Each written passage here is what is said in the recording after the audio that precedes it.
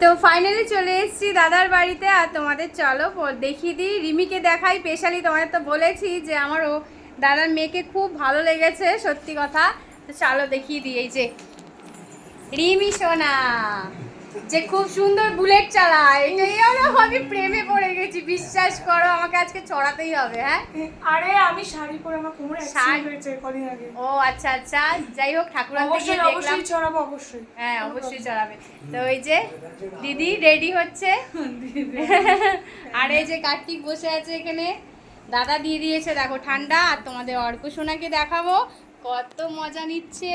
এই যে এই যে এই যে কি খুশি সোনা বাবা, কি খুশি। আর দাদা তো খালি গায়ে, দেখাতে পারবোই না এখন। দাদা পুরো খালি গায়ে। আর এর দেখো, আমি শেয়ার করে দিচ্ছি পুজোর জায়গাটা তোমাদের। দাদার বাড়িতে পুজোর জায়গাটাও শেয়ার করে দিচ্ছি, দেখো।